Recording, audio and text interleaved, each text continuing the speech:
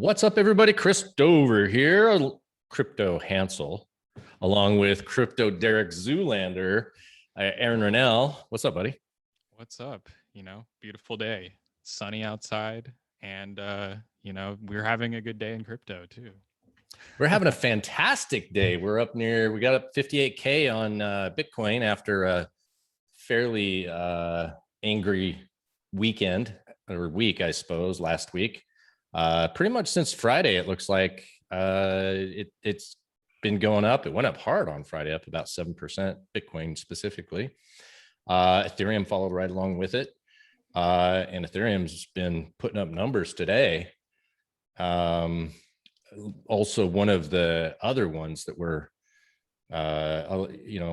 Kusama has probably been the standout surprise for me. Have you?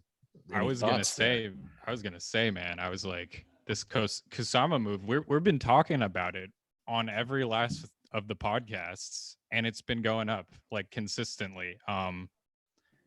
It's just looks better every day I look at it. It's just heading to new highs. I don't know. There's some news, obviously, that's driving it with this auction thing to own one of these parachain things. Obviously, seems like a pretty big money maker, and people are just buying it, just ripping. And yeah, right. You're probably up like over 100% at this point in the last 3 weeks, month even.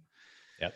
And you're staking it, so you're earning even more. I don't know. Do you restake it every time you get a certain amount? Yeah. Pretty much for everything. So I'll get into what I'm going to be doing, but at the moment, and pretty much as long as I could, I've just been staking straight on the exchange, paying that premium out of sheer laziness.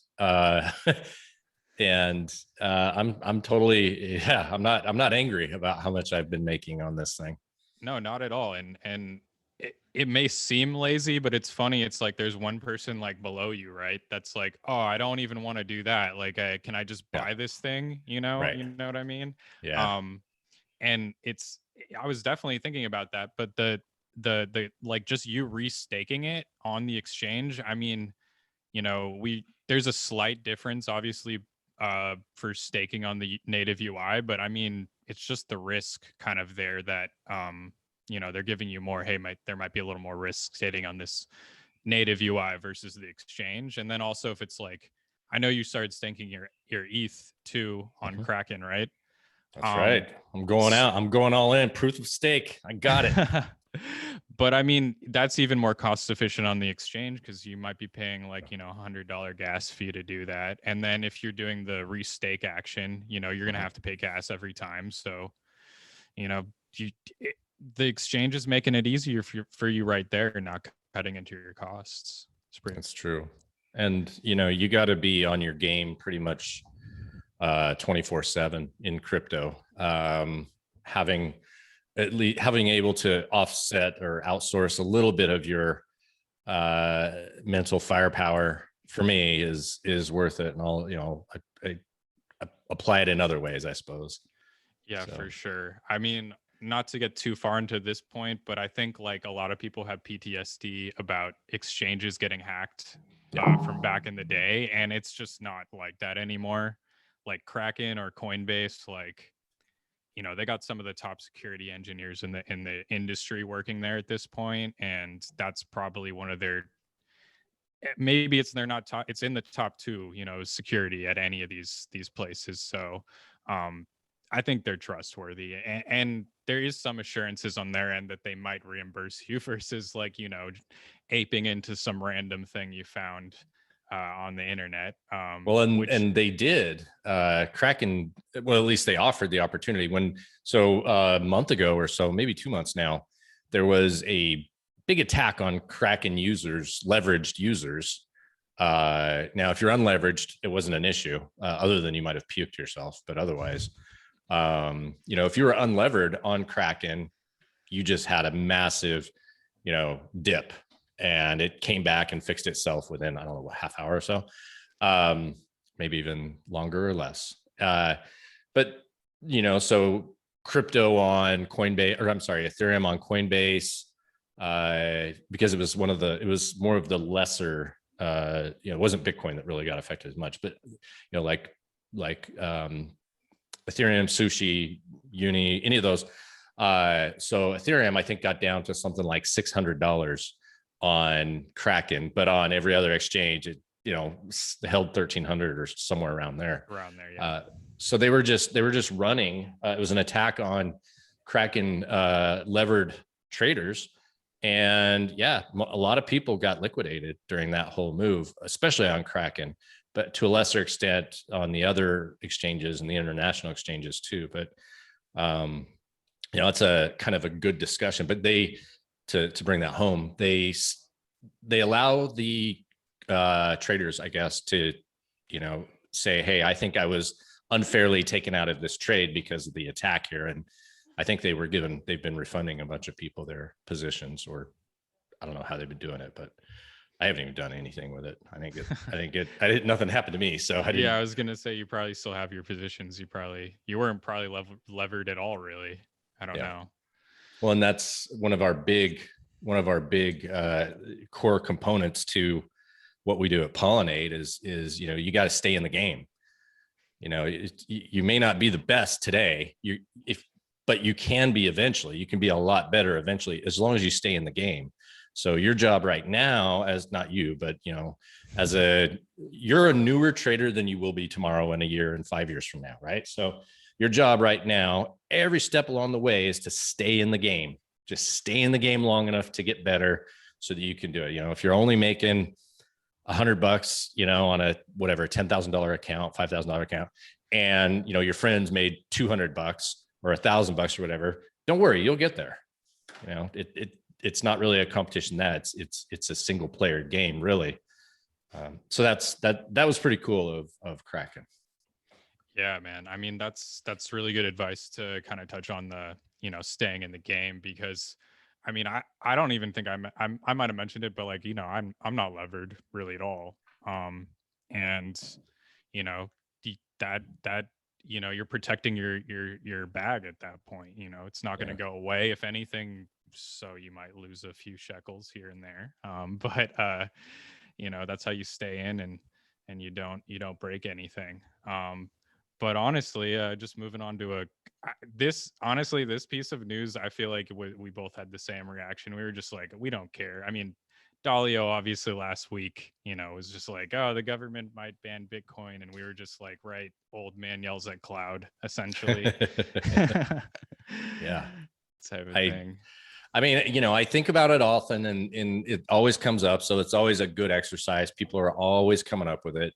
I don't... Balaji, Chris Dixon's counterpart at Coinbase.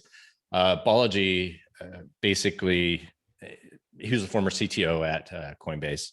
Andreessen Horowitz partner, Chris Dixon's counterpart there, former CTO at Coinbase, and a number of other accomplishments. He kind of broke it down, and he's like, look, the only real threat that we have of a government to be able to take down Bitcoin, it's not the incompetent US government. They are the least competent and least able to actually mount an attack and execute on something in that sense. They're not the US from the 1950s.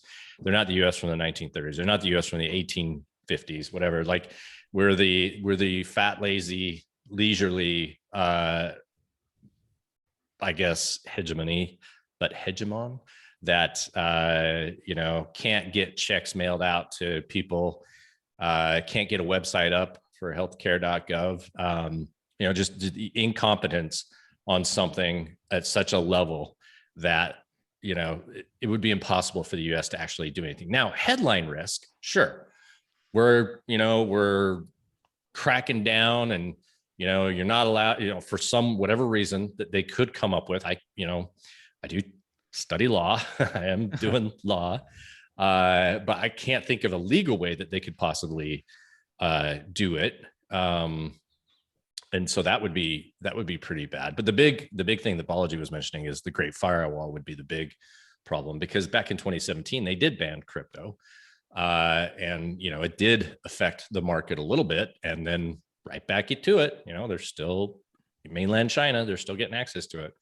So his theory was that they would be able to do something in the firewall blocking the 883 port initially.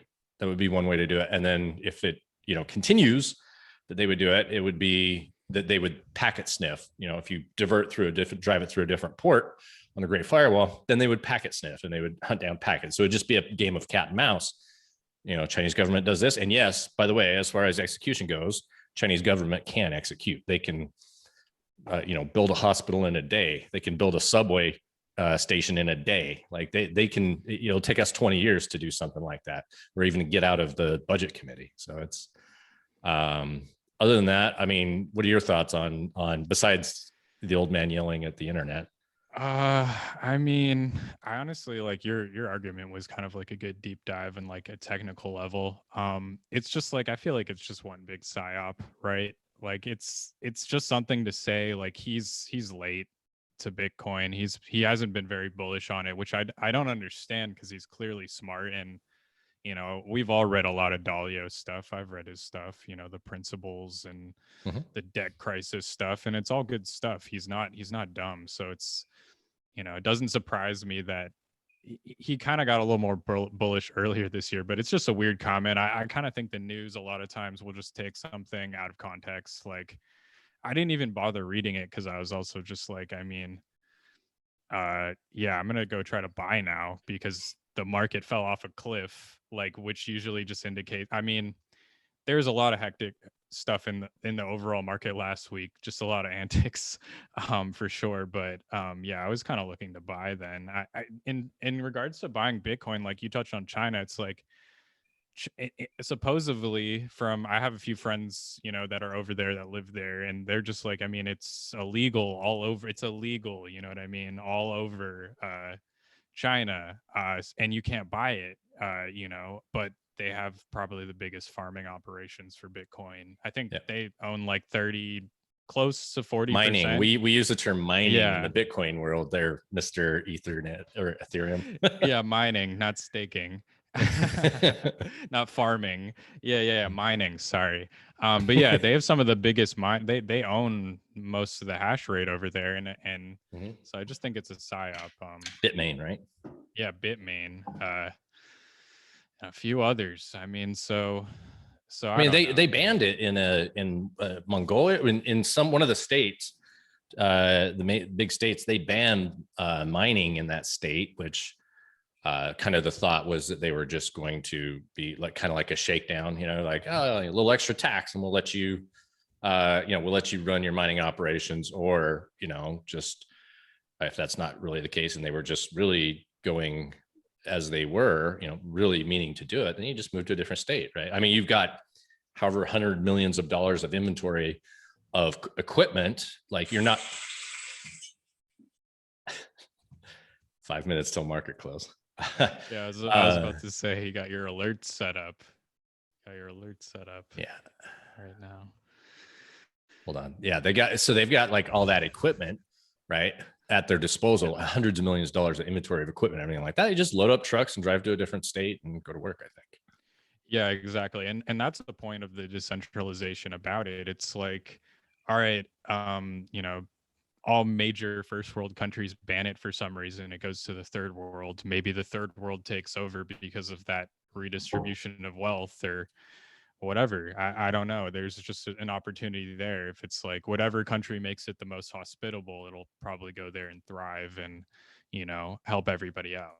I like places like in the third world, like Venezuela or I got some or wherever, issues again. Oh, okay. No worries. Come on. There we go. Cool. We're back. We're back. No, we're back. Yeah, I don't know. I don't know if they could hear me, but I was talking a little bit about like Venezuela or African countries, they're fleeing to Bitcoin or cryptocurrencies in general, because it's why bother with their own currency. In that regard, and it's helping them out like a ton. So yeah, there's a lot of ways they can go. But yeah, moving right along, I thought this was pretty funny. So FTX Exchange, which is owned by Sam Bankman-Fried, was able to get the naming rights on the Miami Heat American Airlines Arena for the next 19 years. So Awesome. the Miami Heat will be playing at the FTX Arena. It's good for him. It's good visibility, I want to say, for the industry. It's just crazy to see how big that guy's gotten. Yeah. You know, quickly. Yeah. Scary. You know, he seems okay, but you never know. I mean, everybody's gonna, CZ, Binance, everybody's gonna, have their parallels. True. I mean, it is what it is. I mean, he is an American, so maybe he will help lobby on our behalf. You never know. That's what we gotta hope for. Yeah. Well, and a lot of the good stuff. A lot of the good stuff we got to think about here is like, I, with this color of beard right here, have the experience of seeing the .com bubble, living it firsthand. And I mean, it rhymes so much. It's just that. Well, it rhymes in the sense that, you receive the first time we saw a .com name on a stadium or an arena or something like that, everybody was like, whoa, this is incredible, right? The thing is only a few things, much like in 2017, similar to 2000, 1990, late 90s, was that there, we talked about it last week. It was just, hopium, a lot of really long written white papers with diagrams on them, raising hundreds of millions of dollars. And that was exactly what was happening back in the late 90s. You threw a .com to your name and your value, you tripled or 10x your valuation overnight. You were raising money on a business plan.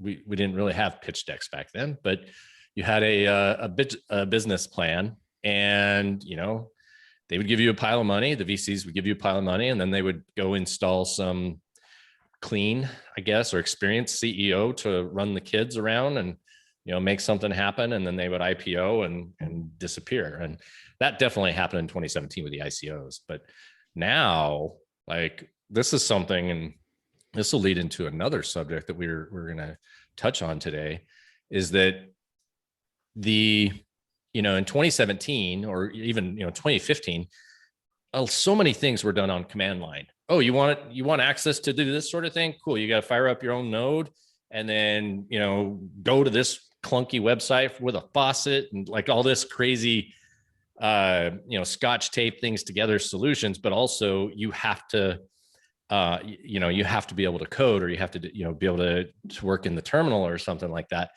to get access. Like FTX, Uniswap, all these things are legit products with fantastic UX, where I can, like, the whole experience is just simple. It's almost like I have a feeling like some of us have been in the game for a while. We don't trust the new stuff because it's so good.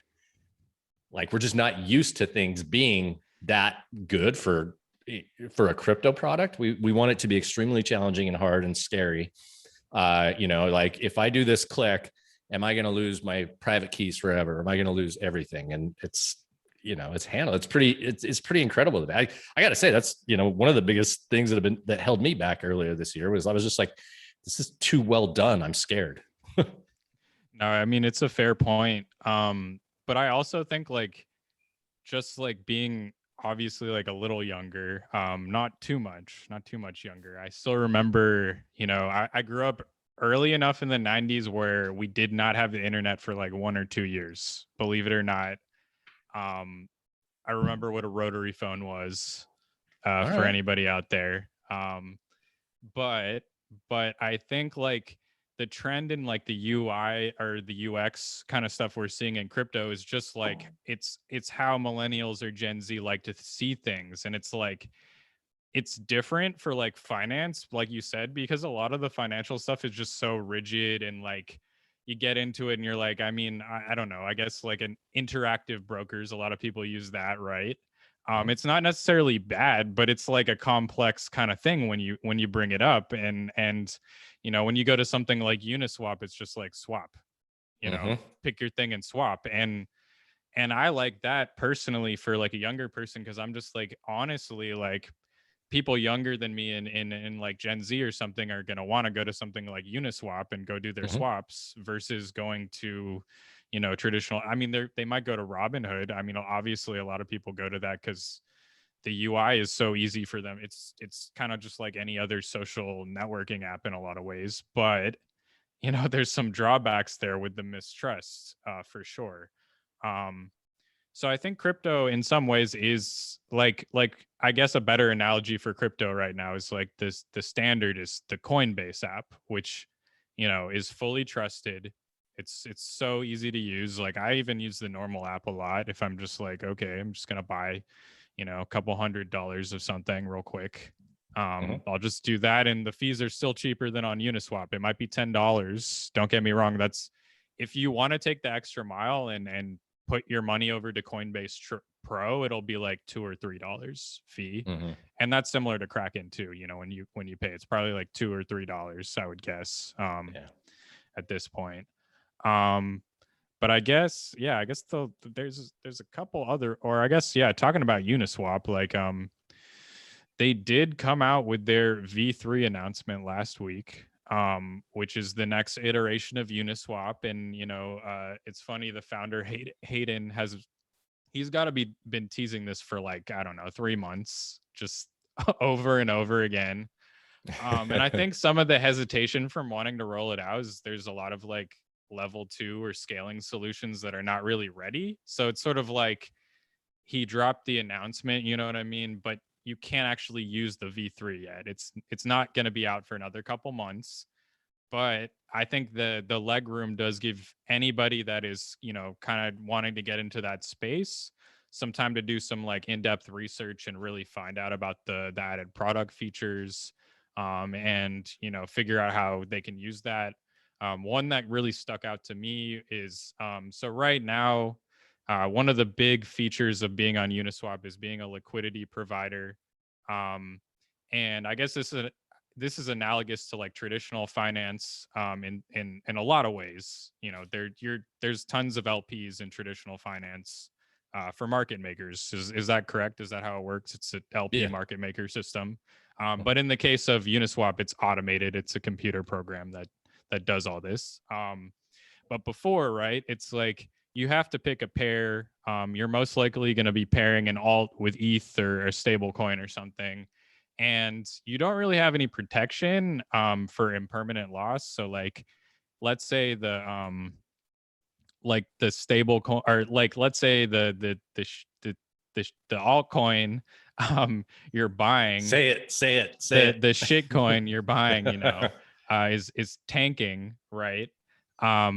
You're unfortunately going to just be receiving more of that, in your LP position when it's going down.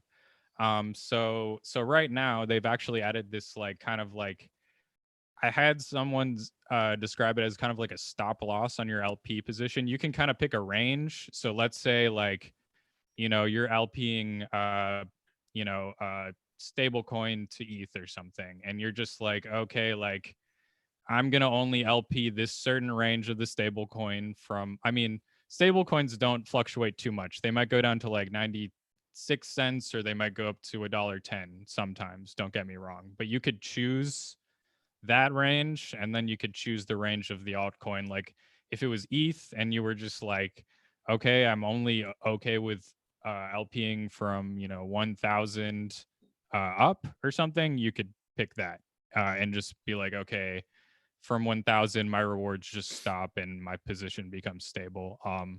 And as well, like if you have more money, obviously for the whales out there, they have different tiers of fees now. It used to just be a standard 0.3%, but it goes up to 1% now. So that's significant. I mean, there are some people obviously that you know, have considerable, I mean, even if you had, you know, 6 figures or something, that would be significant. You know, month to month. I was even looking at some basic stuff right now without this in place, just like, you know, a stable coin to ETH position was like 15% a month, you know, so not bad. That'll do. Not bad. And yeah. I mean, and that's really low risk. They even have a stable to stable pool, but obviously that's a whole nother, we'll save that for another podcast or even an article, honestly. That stuff, that's some stuff we're talking about in the lab a bit. But yeah, we included a kind of a deep dive video from the Bankless guys that kind of go into it on a technical level. Take some time and listen to that. Uniswap v3. Yep. Yeah, get ready. It is. It's gonna be incredible. They're also gonna have him on Austin on their podcast, I guess, coming up. Nice. But let me something I was just happened last week. Speaking of whales, there's an interesting thing with the GBTC premium, which had always been trading at a premium to Bitcoin, 2, 3, 4, 5, 6% premium. So it's trading at a 14% discount right now to Bitcoin, which kind of, there's this whole arbitrage play, which Blockfi was really leveraging in what they're doing. So Blockfi, sponsor, Blockfi basically would do this arb. That's how, because they're paying out 6 to 7% on BTC and Ethereum, I think, and even on something unstable. And they couldn't. So once that arb disappeared, then they really went to risk. So you had people on there with like 100 Bitcoin living off the monthly payment.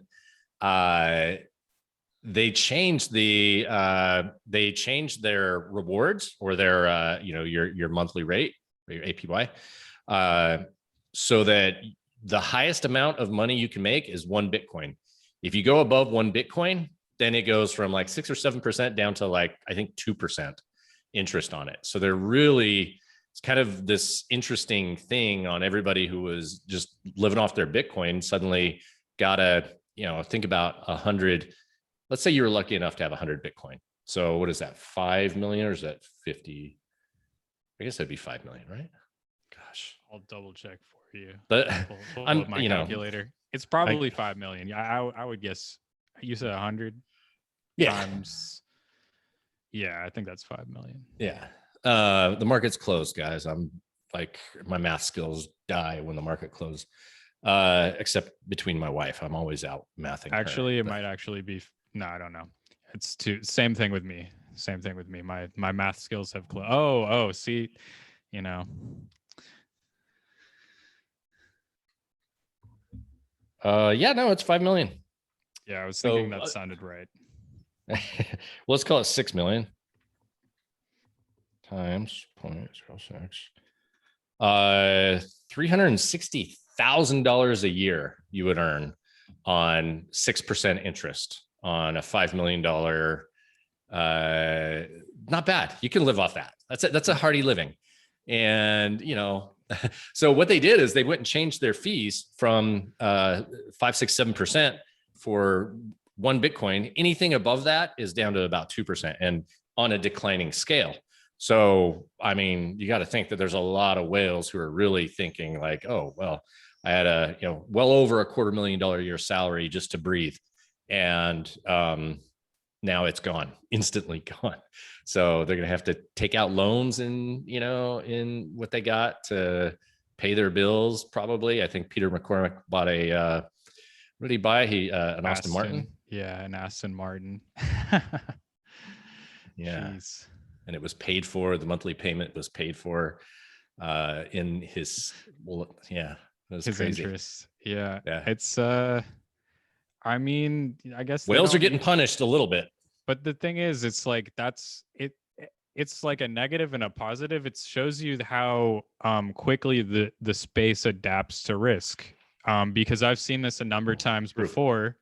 You give people an inch, I guess, in traditional finance, they might be not as quick to kind of do anything at this point, just because there's so much more bureaucracy and red tape, I would say, over on that side. But over in the crypto land, without the massive amount of regulation and whatnot, BlockFi immediately was like, oh, we have a risk, like we need to change things, and they changed it because even though they're kind of like skirting the line, like I see the same things from, you know, native crypto projects as well. It's like they have any kind of hack or whatever, they actually do reimburse people. I've seen them out of their, a lot of these decentralized organizations have treasuries, you know, that they hold different kinds of crypto. I mean, a lot, it's funny, a lot, most of them obviously put it in like wrapped Bitcoin or ETH, just because it's safer, stable.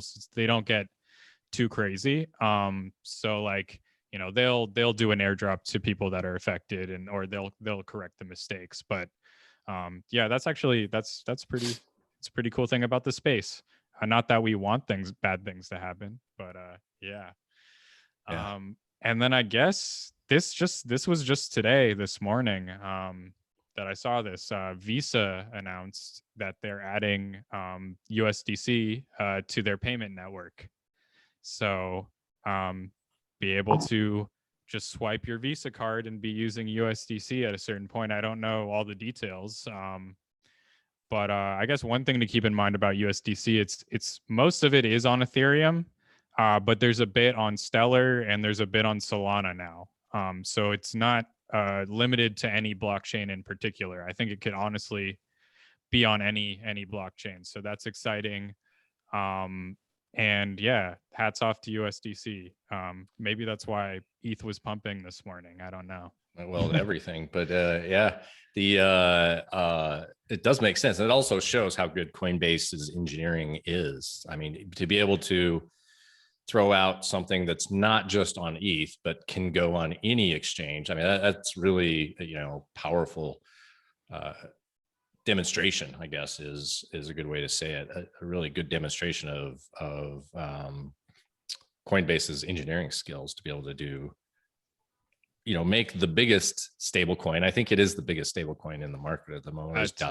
Tether is technically still by that's market right. cap, but yeah, I would, anybody that's like, oh, I don't, what about I would just go with USDC. It's just like a better backing there, and that's what I choose. I mean, they don't have it on Coinbase, obviously. They don't. I don't know. Do they have Tether and Kraken? I don't think so. I don't think so. Yeah, I think it's G and C. Yeah.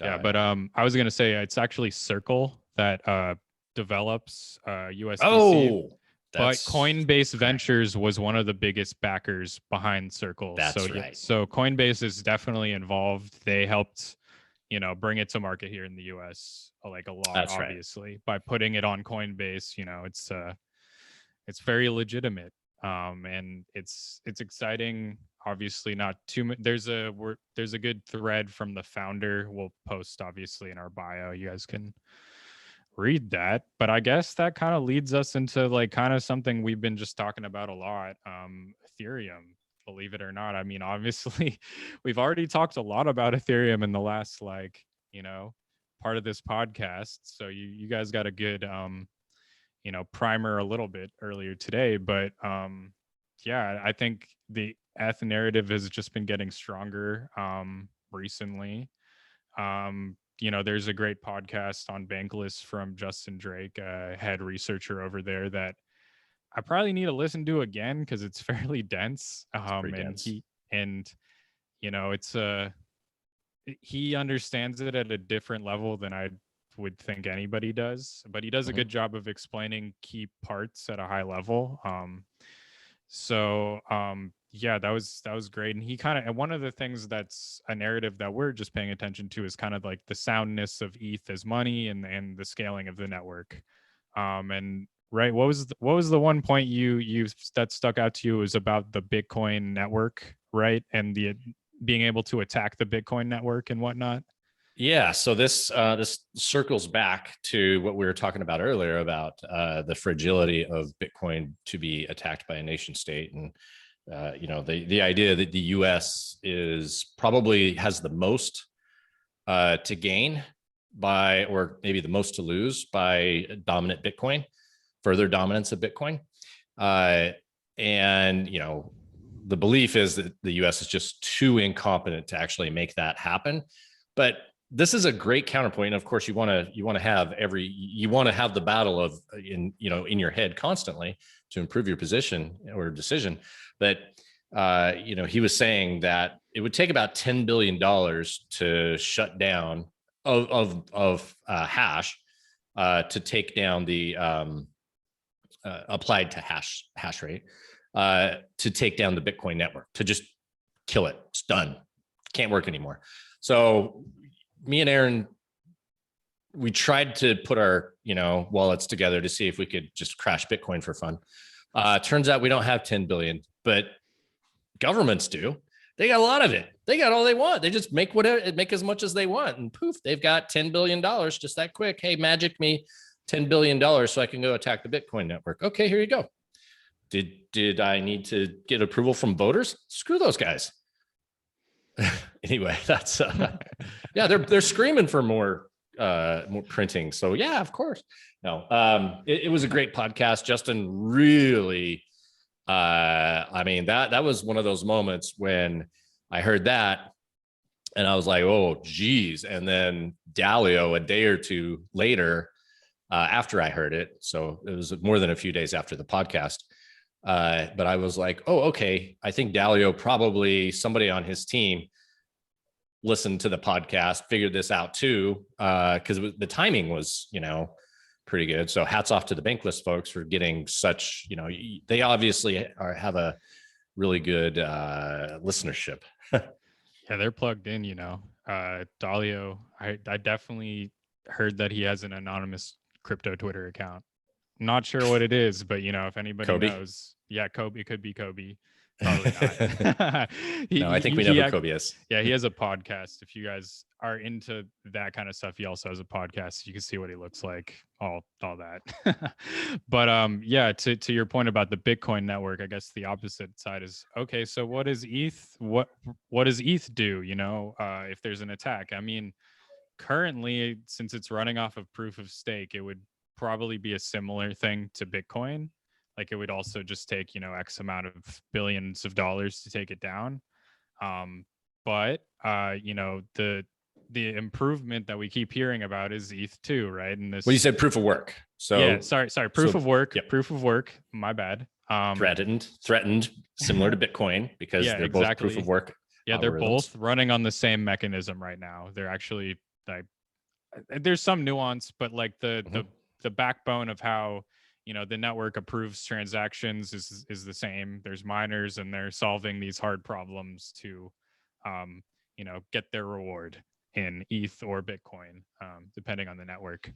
But Ether and Ethereum, ETH2 network is moving on. They want to transition to a proof of stake network. And we've been talking about this obviously a lot, staking, farming, and it's exactly what we've been talking about. It's just like, instead of the network running on 24/7, like how it does now, it's going to be run, just as when Chris stakes his ETH, he's now a part of the network, and he just had to open his computer once, click a button, and now he's participating in the network, and he will get fees. So before, the fees would go to the miners. Now they're going to be burned incrementally, thus decreasing the supply of ETH over time, making it more of a deflationary asset than it had been before. Which right now, obviously, there's not a hard cap, but it's like basically like a soft hard cap at what it is right now. If you go on CoinGecko or CoinMarketCap, that figure is it's not going to be going up in the near term. But yeah, I think I kind of went on a tangent there. The opposite side, though, of like the attack on a proof of stake network. Now, if they took the same $10 billion and tried to attack ETH, ETH would then also burn the equivalent amount of that in fees, thus driving the price of ETH up more. So it continuously cost that attacker more to attack the network until they went broke, essentially. So it's just like, it's a very interesting mechanism. And yeah, definitely worth taking some time to get into that. Pretty cool. Yeah, very, very cool. I mean, in and of itself, the attack in and of itself values the network, increases the value of the network dramatically. So it's almost as if a challenge to, the challenge is like, hey, attack us. Yeah, do it. Pump it to please. $1 million. Please. Pump it to $1 million. Go for it. Yeah. That's pretty good.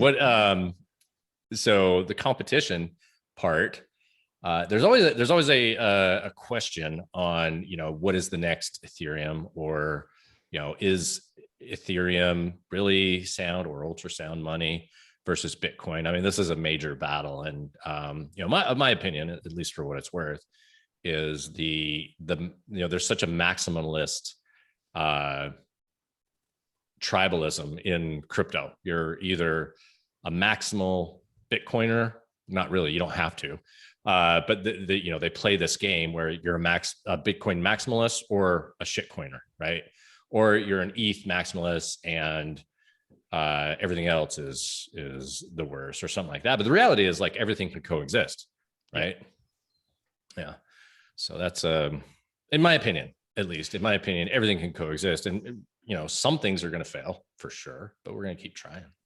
Yeah, no, I think I share that opinion too. It's like, I feel like maybe when I was first getting into it, but it's also just like, if you're, a trader investor, I feel like this concept is thrown out so much. It's like, you need to be able to change your mind in trading or investing. You can't really be stuck to one school of thought. It's like you'll miss something, essentially, I think is kind of how I've learned. I'm not fully there yet, but it's a concept I'm starting to grasp, especially recently. Like, I used to be like, not to digress out of crypto, but like, okay, so I'm an environmental, or like, I like environmental stuff. I'm never going to trade oil and gas, right? But recently, that sector just started taking off versus tech. And I rotated there because that was where I could be making money at that point. So, it's the same thing with crypto, right? It's like, okay, Bitcoin pumped, ETH pumped, but like, okay, all these other ETH killers, like, you can't just be too biased to not want to make money there as well. At least as being a trader or investor type of view. I know there's like so many different types of opinions, and there's no right way, honestly, but I don't know. I like that point of view. I think they should be able to coexist, and I think like some of these things coming up like Dot or Atom, or honestly another one that's just like been on fire, Solana, which is from Sam Bankman. I've been actually doing some stuff on there recently, and it's smooth. It works pretty well. It does need a lot of improvement on the UI side. It's just not very good, but other than that, I mean, the tech works. So Yeah. Don't limit yourself there. But I was gonna say also, just like on the scaling side, it's honestly very interesting. So like in the midterm, ETH2 is not going to be really a thing. I don't know, maybe for another year, to be 100% honest, not to burst any bubbles for people. But that doesn't mean that it's negative for ETH or the ecosystem right now, because there's a number of layer 2 scaling solutions that are actually going to bridge the gap while they get the network ready. And these solutions are ready for people to use. People can use them now. There's a little bit of so I'll give you like I'll list a few that are most popular right now. Matic or Polygon is probably one of the top ones. You can actually buy the token on Coinbase. The second most popular is Optimism, which is very well known. And investors were, Andreessen and many other really big VCs. So there's a lot of money there. And that is actually almost ready to be used. There's also, a number of smaller projects that I'm keeping tabs on, but I would say Optimism, Matic, Polygon, actually Phantom is another one that's a scaling solution. But essentially just to explain what these solutions are. So ETH layer 1 is just like ETH the asset and kind of the ecosystem we see right now. But when you go to layer 2, it's kind of like I want to say like a side yard to the to the ecosystem. It's kind of like kind of on top, or it's kind of like off to the side. And it's far cheaper and faster to go on to one of these layer 2s than it is the traditional network. The main sacrifice is honestly some security, but it's not much. Like there's, it's still very secure. But kind of the best analogy I heard of kind of how it works. So like, let's use a video rental as an example, right? So like the video stars on the main chain, but you can bridge over to L2 and you can go into the store. And then you're in the store and you're like, okay, I want to rent this video for, $3 a day. If you were on the main chain transacting, right, every time you had to pay $3, right, you're going to have to pay that gas fee. So it's like $3 plus $50, $3 plus 50, like every day that you have to pay for the video rental. But you go over to the L2, and essentially you're just like, you think of it more as a punch card. It's just like cents you're paying, maybe, if anything, like a few cents you might have to pay. And it's just like punch card, punch card, punch card, punch card. And then you're like, all right, I'm going to return the video. You return the video. You go back to the main chain and just be like, okay, I returned it. And then you might pay a lower fee then, and then you're done. So it's sort of like you can take care of a bunch of smaller actions on the layer 2.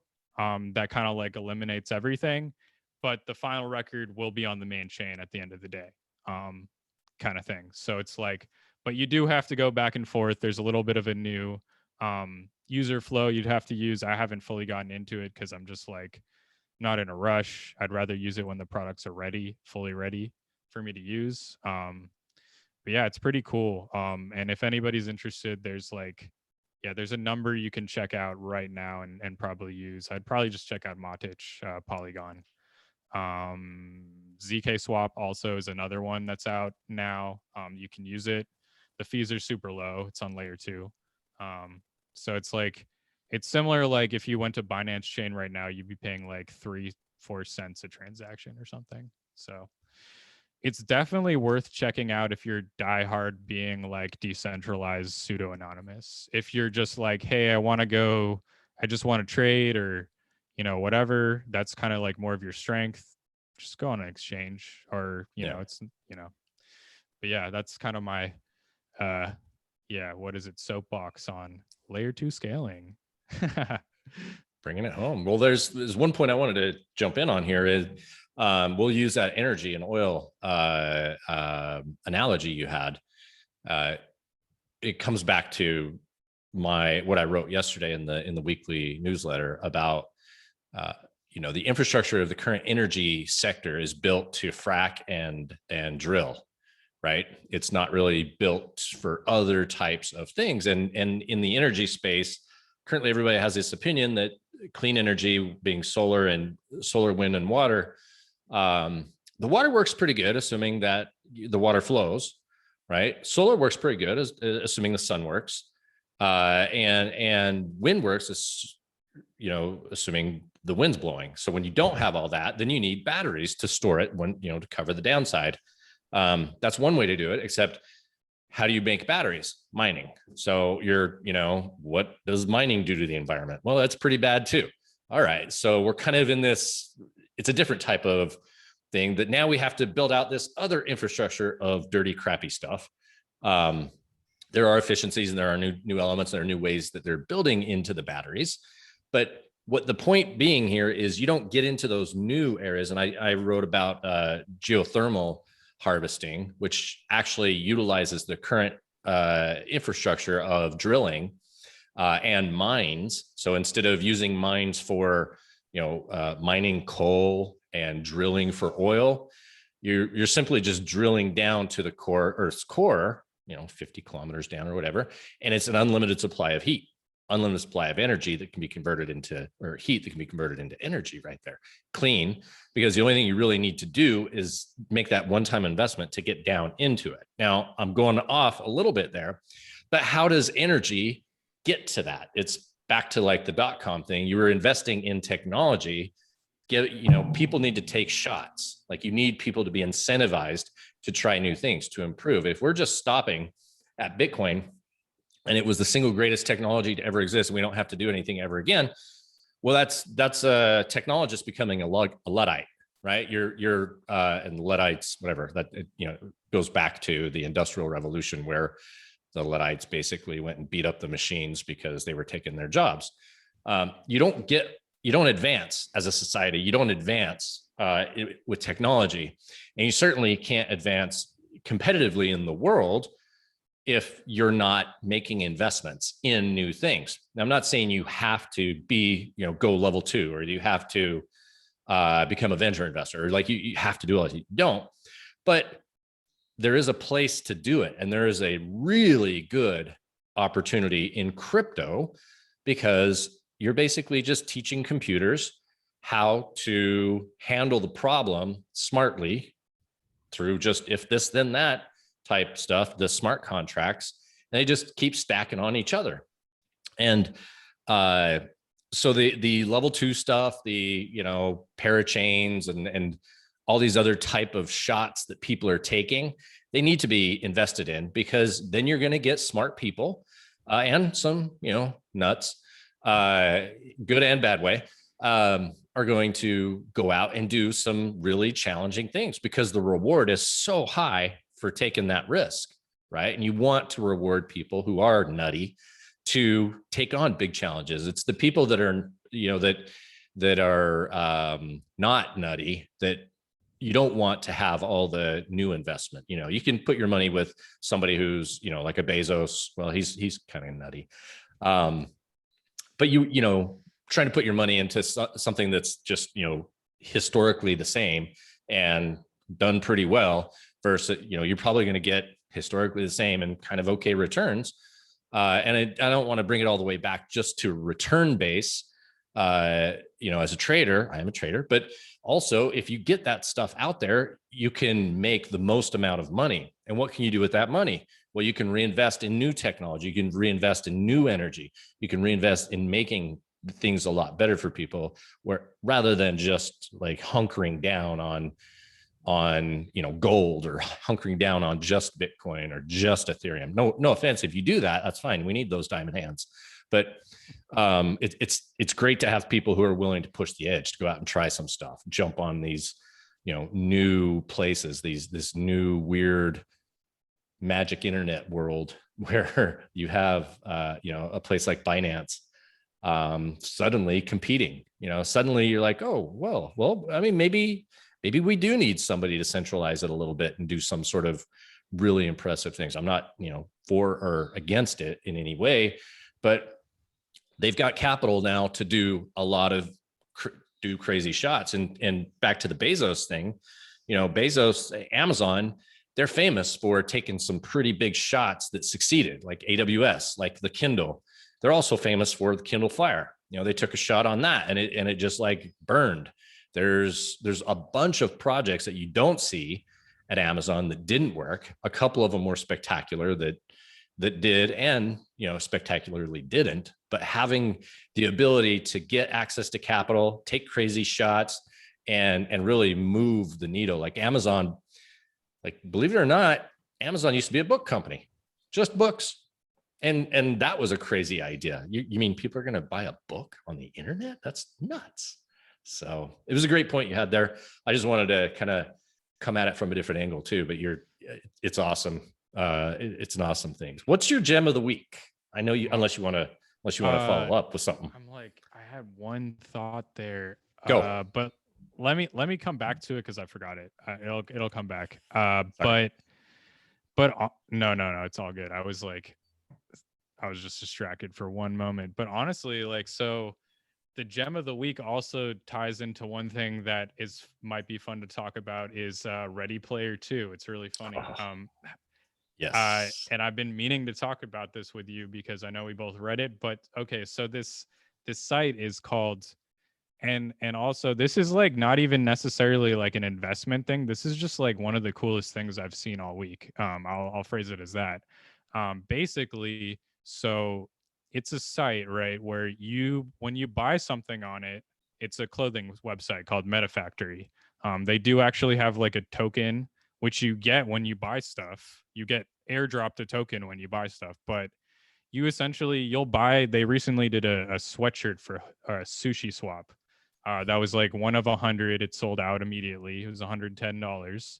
But you get the digital version of that, the NFT contract of that. So you own it. You own it digitally and you own it physically. They'll ship you the actual item physically. You get it at your house. So then you can then take that and wear it in the metaverse world that's beginning to actually become a thing on Ethereum with this thing called like Mana Decentraland is like a place you can have a house. You can go in there and put up your digital art, wear your sushi hoodie. Um, it's honestly like probably pretty trippy for a lot of people to think about, but like I loved Ready Player One or Ready Player Two, and this seems like it's literally right out of that to me. And I was just like, this is the coolest concept I've seen personally. And just to add on one more thing, because I know I'm like, you probably have a ton of commentary, but like, so basically their long-term goal is to find these like little, they would call them meta factories. So smaller production facilities closer to people all around the world for fashion. And so like if you order something in LA or you order something in Japan or Europe or whatever, they're going to essentially get a local meta factory to build that product and then ship it to you. It's both better for like the local economy and for you because of shipping costs and all sorts of things. It's actually super efficient. So that's more of the long-term goal. And like, yeah, they have a token, but I would honestly just say like support them and like, you know, buy something if you like it. They said they honestly made almost up to $1 million in revenue already. They took no funds at all either. It's all bootstrapped. So Nice. pretty impressive and cool project. And you know, it's a really cool idea to be able to buy something off a website and then we get rewarded back with tokens. And they're not cheap. They're like $50 a token right now. These robot tokens. Believe it or not, it's pretty cool. But yeah, I feel like that's like, yeah, straight out of what I was reading in those Ready Player One, Ready Player Two books, just this kind of concept. It looks amazing. And, you know, I'm definitely where I live, it gets extremely hot during the summer. So I like to get really goofy tank tops. Really just, you know, kind of have a little fun with it. Definitely getting the unknown traveler tank this year. But it does come with an NFT, and also cool. The owner of the unknown traveler NFT, the original designer, I believe this is how it's done. They receive 50% profit of the shirt. So they create the NFT one time, right? Turn that into a t-shirt.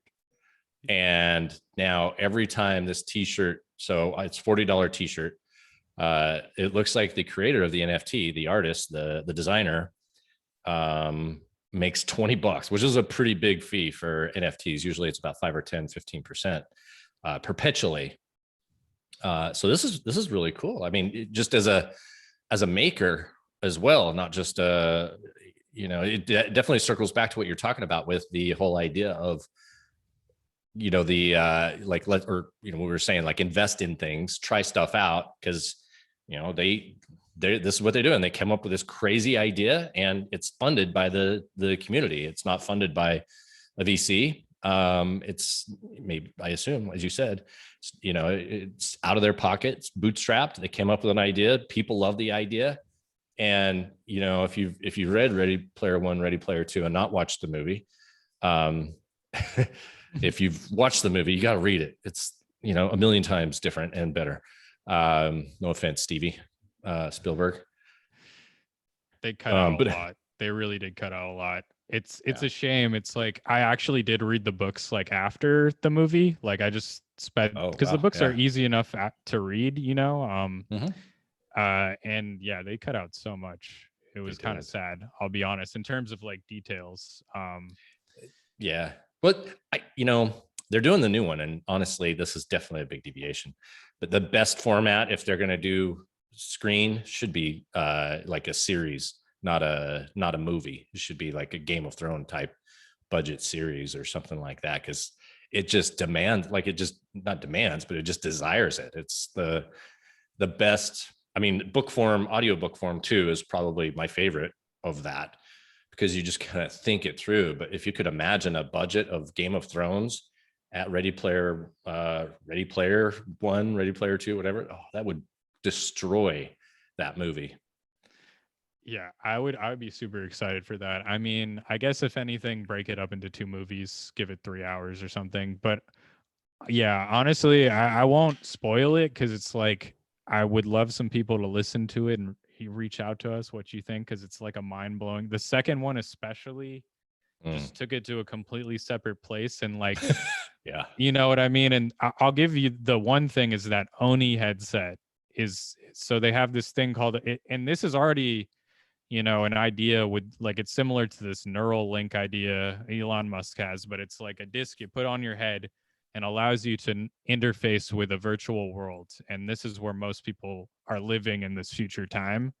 And it's exactly like this metaverse thing. You know what I mean? It's like they're wearing clothes that they wear in real life in the virtual world. And then you could sell them in the virtual worlds and you could physically get them in real life. It's just like, and it's happening on Ethereum, which has kind of been blowing my mind recently. It just it's been pretty. It's where cool. everything's being built. It's just like the internet is not housing the internet itself, the Web 1.0, whatever, isn't housing anything of this capability. The idea of a global computer definitely is, you're starting to see it take shape, and it is very cool. It's a very cool product. So I'm definitely going to get me a one of these tank tops for sure right now. Yeah, and you also don't have to be a crypto user, by the way. You can check out using a credit card. At checkout, there's literally just a space to add your ETH address, which it's really easy to make a wallet.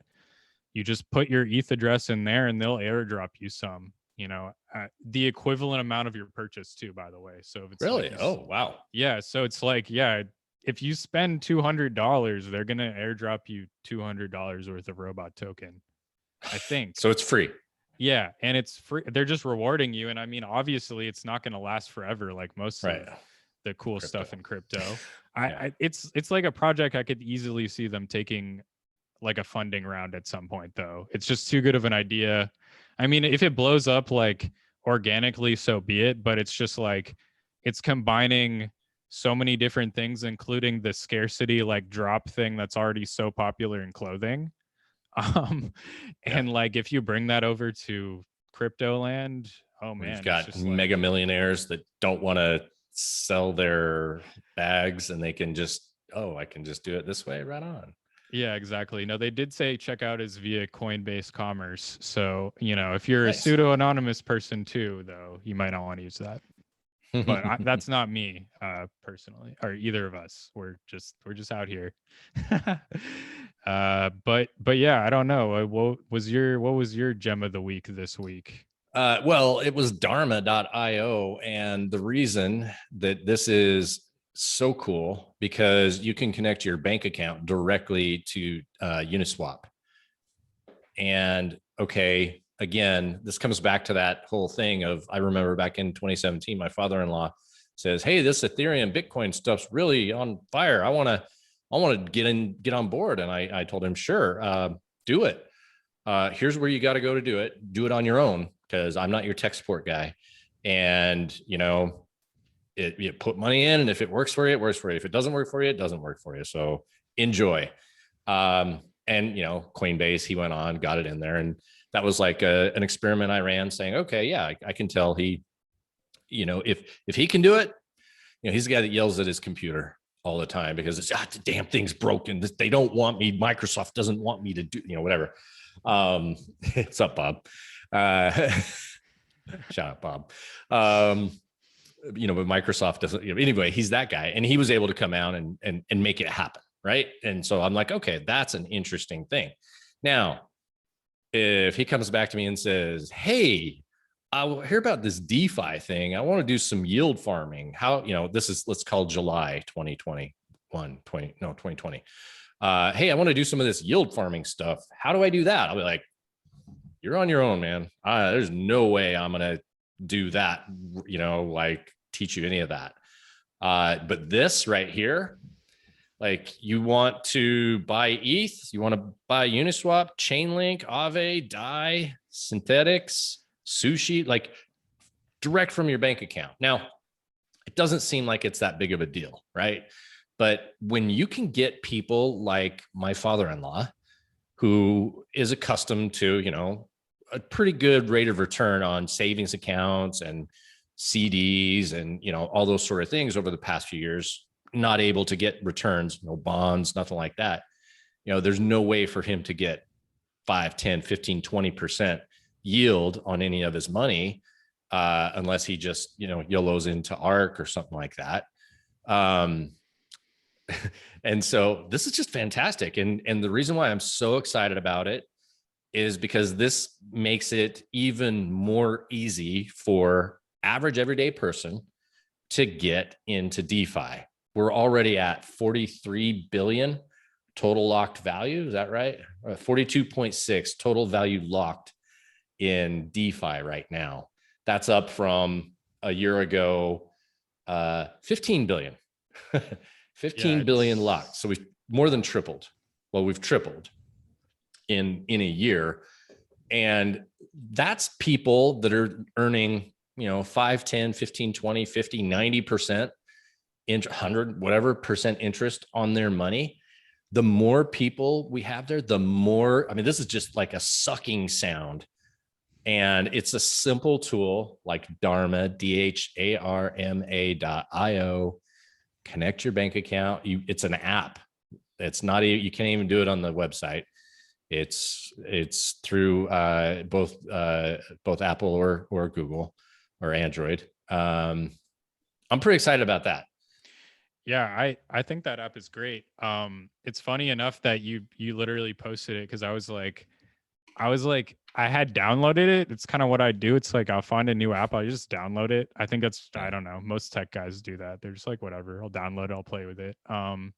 So I downloaded it, and I just seriously started looking at it more over the weekend, and I'm sad I didn't, because for a period of time they're actually covering Eth network gas fees they're subsidizing all of them.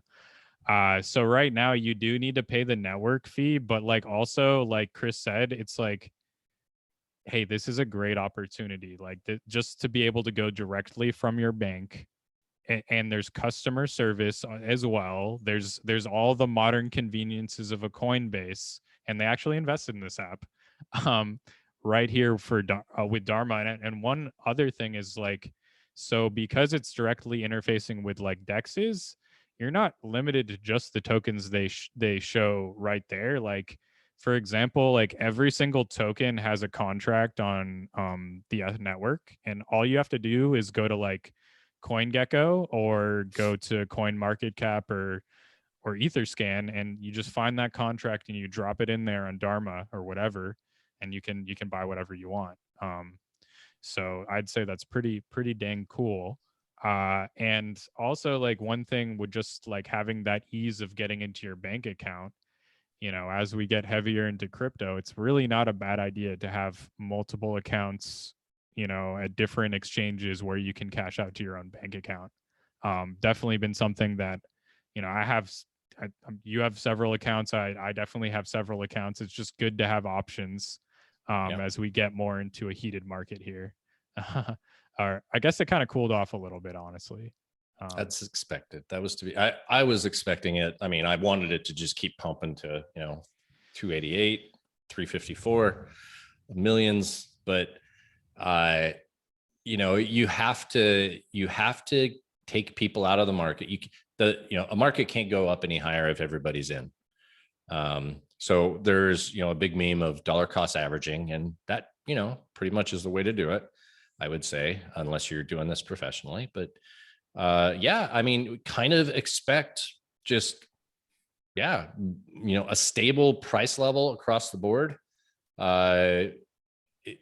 is expected. We got to catch up to what just happened.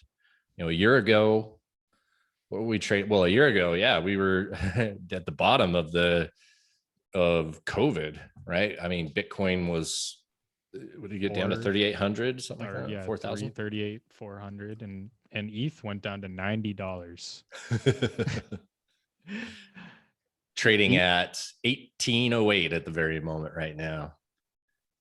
Went down some since I last looked. That's to be expected. We've been up 10% for a little bit, but yeah, I mean, like, so Bitcoin trading at 57 right now. You could have, I mean, just one, you could have taken $4,000 over a 10x, you know, and 20x to your ETH from that. So, but there's no more low. Like, we're not going to get those sort of things. Don't expect those sort of events. Don't be the guy who's, oh, I'm just waiting for a pullback, and then it pulls back to 52, and you're like, oh, I was waiting for a pullback to 43, and you know, like, I'm waiting for the pullback at 19, all that sort of stuff. But I mean, you got to just get in, you got to participate, but don't blow up. Anyway, yeah. Yeah, I was gonna say that actually it's a good point to end on. I grabbed a point from that podcast you had with Jeff from last week. Yeah. Arca CIO Jeff Dorman, great podcast. Definitely would recommend anybody listen to it. Like, I was like, whoa! Like, when I listened to that, he was very on point. Had a lot of really good information. But the quote I grabbed was, "The mean has not been established in crypto." So it's just something to keep in mind. There's no mean yet. We don't know where it will revert. That's right. It's just been straight up.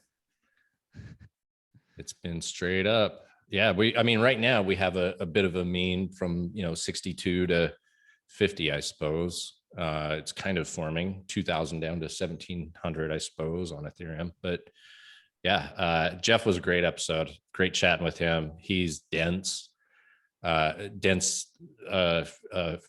universe of knowledge, being a CFA coming from Wall Street as a financial analyst. He looks at things differently, and it's kind of funny because you're always chasing an edge in Wall Street that doesn't get, that everybody isn't looking at. Like, you can, like, if I analyze a portfolio and come up with it and share it out there in a value investor sort of way, well, yeah, so is everybody else who's trading the 4,000 US public stocks. Like, you're not going to, you may have a little different, but everybody's going to kind of have the same general thought, and it's going to have a lot to do with interest rates and all these other things. But in crypto, he's like, look, you can just do token terminal or just download it from, Coin Market Cap or whatever into your own spreadsheet, organize it by, what is the revenue? That's a totally new way to look at these at crypto too, is like, what's the revenue? What is the value of the market cap of that product, and how much revenue does Uniswap make? How much revenue does Sushi make? How much revenue does Lumen make? How much revenue does Ethereum make? And you can actually evaluate the potential earnings in a traditional, like, value investor sort of methodology that nobody's doing, right? Like, that's what everybody's looking at charts and technical analysis and trying to game the V3 release of something, or V2 of Ethereum, sell the news. Like, everybody has these little things, but you can actually go in there and financially do it. So that was an interesting take on that he had, and I didn't even thought of it until he brought it up, and I was like, oh, well, yeah, Chris. I mean, it's really interesting too, because, like, I think he mentioned this. It was just like, they're so much more efficient than, like, early stage tech companies in terms of, like, the revenue that they're making right now or whatever. Like, I think he mentioned price to sales or something like that. Mm-hmm. And yeah, definitely got me interested in looking into it more. But just for our listeners, if you just want like a quick and easy kind of cool site to look at, we'll include this kind of like on our show notes, but it's called cryptofees.info.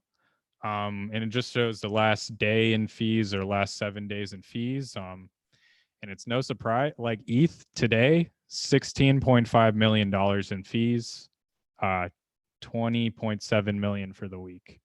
Bitcoin is always like second. I mean, they're at 3 million today, 4.1 this week. Wait, what was 7-day revenue for Ethereum? For ETH?